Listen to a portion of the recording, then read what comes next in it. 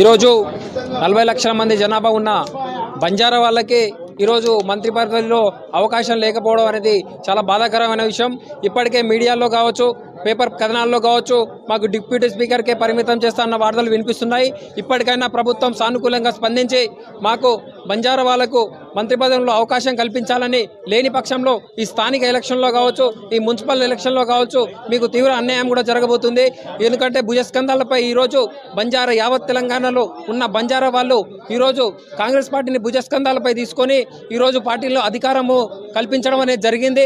మాకు ఏమైనా సమస్యలున్నా మాకు ఒక సమస్యల పరిష్కారం కోసం ఒక మంత్రివర్గంలో, ఒక క్యాబినెట్లో ఒక మంత్రి ఉంటే మా సమస్యలను చెప్పుకొని కానీ, మా బాధలు విన్నపించుకోవడంలో కావచ్చు, మేము ఏ రిప్రజెంటేటివ్లు ఇవ్వడంలో కావచ్చు, మా జాతికి అన్యాయం జరగకుండా ఒకరు ఉంటారనే హామీతో, ధీమాతో మేము ఉండడానికి అవకాశం ఉంటుంది. కాబట్టి మీరు తప్పకుండా మంత్రి పదవిలో అవకాశం కల్పించని పక్షంలో కాంగ్రెస్ పార్టీకి తీవ్ర అన్యాయం కూడా జరగబోతుందని బంజారా ఈరోజు ఎదురు చూస్తున్నారు. మీ మంత్రి పదవి కోసం ఎవరికి ఇస్తారన్నది కాదు, ఎవరికి ఇచ్చినా మాకు పర్లేదు. బంజారా నుంచి ఒక మంత్రి పదవి మాకు ఆశిస్తున్నాం. ఇది లేని పక్షాల్లో తీవ్రంగా బంజారా జాతి నుంచి అన్యాయంగా మీరు తీవ్ర పరిణామాలు కూడా ఎదుర్కోవాల్సిన పరిస్థితి కూడా వస్తుందని ఈ సమయంగా హెచ్చరిస్తున్నాం. కొన్ని వార్తలు అయితే మనం చూస్తూ ఉన్నాము.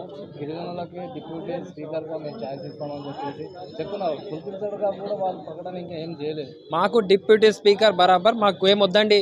మాకు కావాల్సిన మంత్రివర్గ క్యాబినెట్లో ఒక మంత్రి పదవి కావాలి. అది ఏ విధమైన కావచ్చు, ఏదైనా కాబట్టి మంత్రి పదవిలో మాకు అవకాశం ఉన్నతో మాకు ఏ అవకాశాలని వాడుకొని మా యావత్ బంజారా జాతి ధీమాగా మాకు అవకాశాలు చెప్పుకొని, ఇంకా మా బాధలు విన్నపించుకొని, ఇంకా మంత్రివర్గంలో ఒక మంత్రి ఉన్నారని వారికి అవకాశాలు ఏమైనా ఉన్నా కానీ వాళ్ళ కాడ పోయి మేము విన్నపించుకోవడానికి మాకు అవకాశం ఉంటుంది. కాబట్టి మాకు ఈ డిప్యూటీ స్పీకర్ కాబట్టి ఇలాంటి పదవులు మాకు అవసరం లేదు. మా క్యాబినెట్లో హోదా అవసరం కాబట్టి మాకు హోదా కోసమే కొట్లాడతాము. హోదా మీరు బంజారా యావత్ 40 లక్షల మంది బంజారాలకు మీరు తప్పకుండా ఇవ్వాల్సిన బాధ్యత మీకు ఉంది. కాబట్టి మీరు తప్పకుండా ఇవ్వాలి కూడా.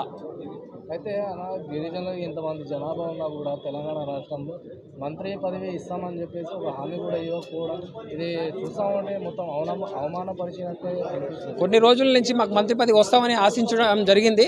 కాబట్టి నిన్న మన పేపర్ ప్రకటనలు కావచ్చు, మీడియా ప్రకటనలు కావచ్చు, ఇవి మాకు తీవ్ర బాధను కలిగిస్తున్నాయి. కాబట్టి మాకు ఈరోజు యావత్ తెలంగాణ బంజారా వాళ్ళు ఈరోజు వేచి చూస్తున్నారు. బంజారా కమ్యూనిటీ నుంచి ఈరోజు మంత్రి పదవి తప్పకుండా వస్తే తప్ప ఈ తెలంగాణలో ఈరోజు కాంగ్రెస్ పార్టీ ముందుకు వెళ్ళే అవకాశం కూడా ఉండకపోవచ్చని కూడా ఈ సందర్భంగా హెచ్చరిస్తున్నాం. అయితే మన తెలంగాణ రాష్ట్రంలో చాలా వరకు గిరిజనుల మీద అనేకమైన దాడులు, అనేకమైన కేసులు కూడా వస్తూ ఉన్నాయి. సో ఇవన్నీ చూస్తూ ఉంటే గిరిజనులకు ఎదుగా